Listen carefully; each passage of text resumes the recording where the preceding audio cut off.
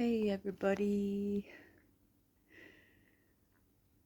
I've just been, feeling the spaciousness in my life as I've cut down on offering kirtans twice a month, every 2 weeks. And yeah, I just want to remind everyone that you're not far from my thoughts. It was such a amazing for me kind of routine. It kept me on track in really challenging times, and some of you saw windows into that as you came and gathered, and I'm enjoying the spaciousness, but I'm like, wow, yeah, the next one's in 2 weeks. Usually it's every 2 weeks, and it's been 3 weeks. I catch myself going, and then I look at my diary, but anyway, I guess it moves me to want to share more. I've put those reels on. I've made a few reels, and I'll get better at them. And just sharing sort of drop-ins and stuff. Because not that I think I'm some teacher or someone above, but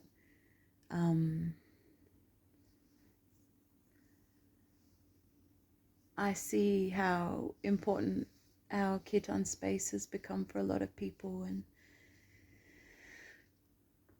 I'm some sort of carrier of these melodies, and but I'm just a vessel. And yeah, I think a true teacher points us back to ourselves, and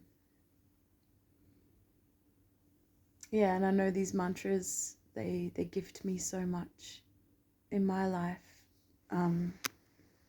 helping me through the struggles, and cleaning away, and purifying the heart, and coming back to the heart, and keeping us company. But yeah, I just feel moved to sort of still be around, reminding you just to breathe and rest. And yeah, mantras are a tool to find our center. There's lots of tools in the world, but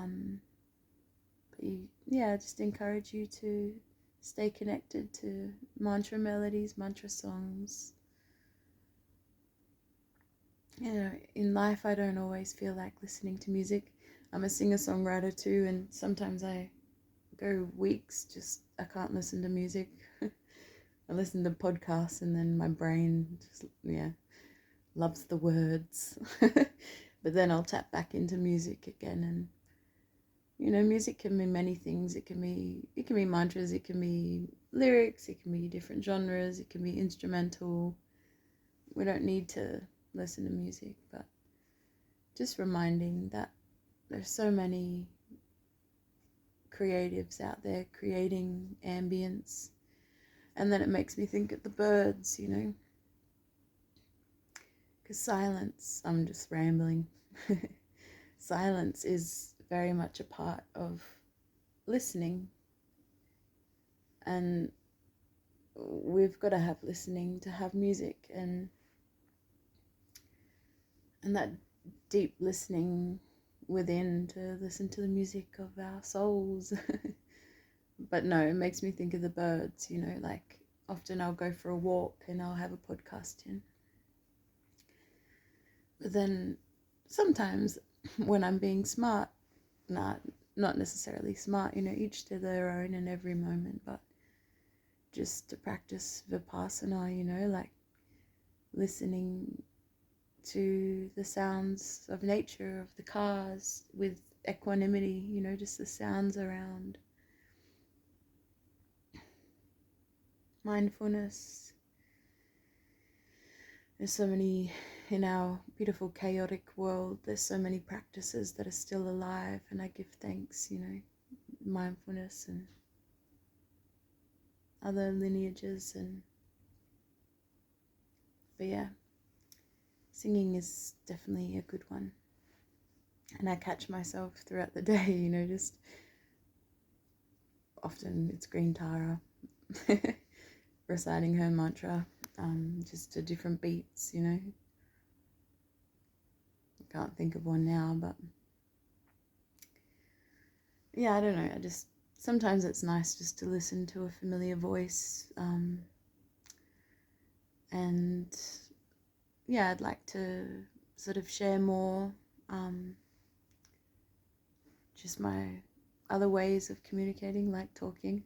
I'm a space cadet, so I often lose my train of thought, but I'll just let it flow and it's all good. But yeah, I just want to say that, you know, well, if you've hung in here this 6 minutes long, that I really appreciate, you know, the reception I've received, sharing my gifts and my vulnerabilities to this community of Adelaide, all the souls, all the new faces, all the souls who come and gather, the regulars and my friends, you know.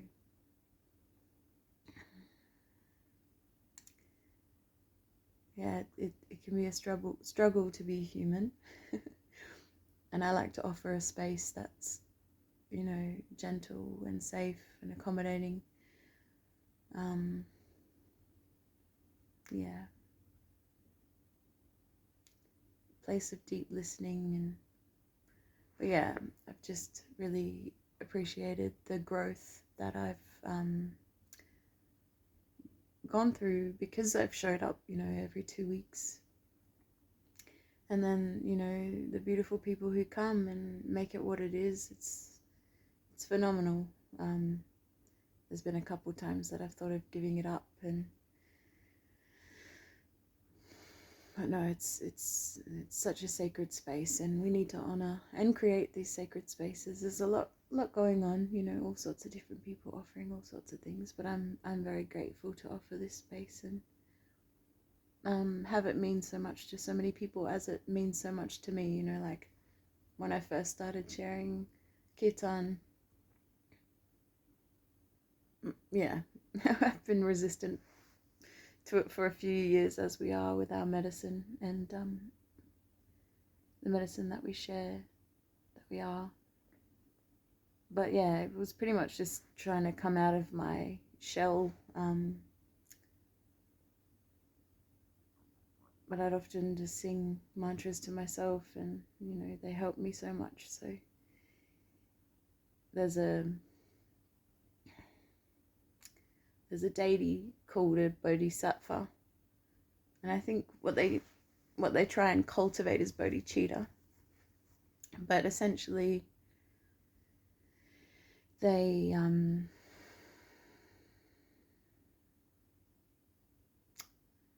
want to gain enlightenment for the benefit of all sentient beings. So gain enlightenment and then help everyone else. And this has always been my deepest wish. So, you know, but I've often been the one getting in my own way the most,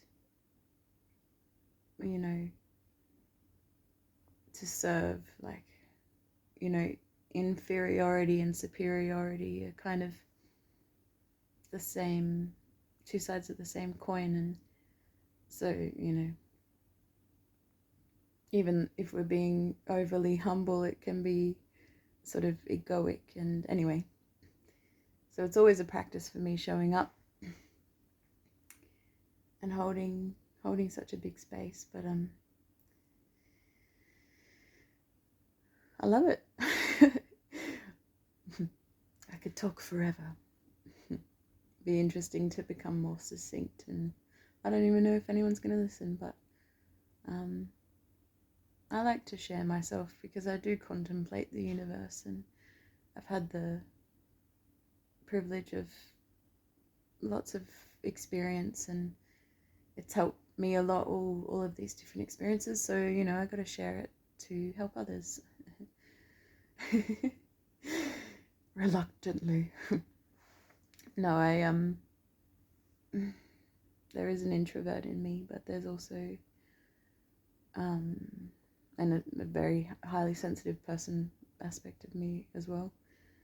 But there's also, yeah, someone who has always loved, had so much love to give, and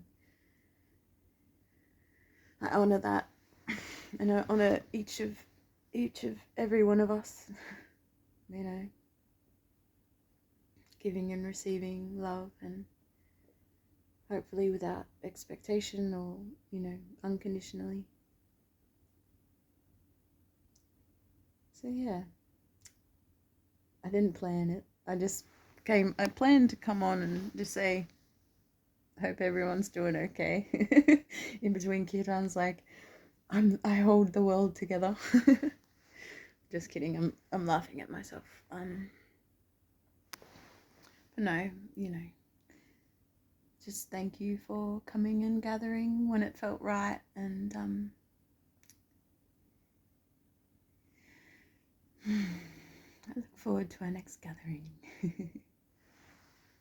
And there's a, yeah, I was gonna say there's a, you know, we'll do a Christmas Eve kirtan again. Springwood's booked out that day, so I'm finding another location.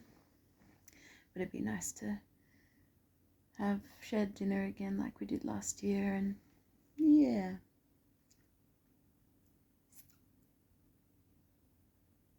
So yeah, don't know if any of this made sense, but thank you, thank you, thank you.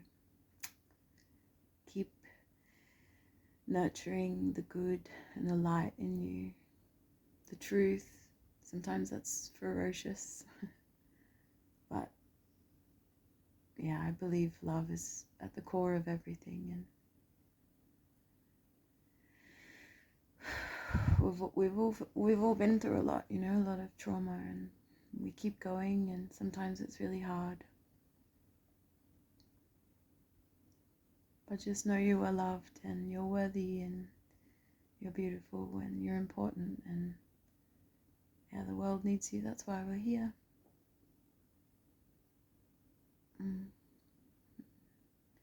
I just wish, yeah, that we all, yeah, strive to get better and serve each other, and you know, I pray that I can.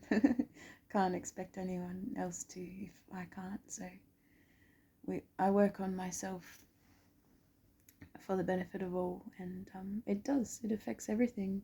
So within, so without. It starts with us. We affect everything. I believe.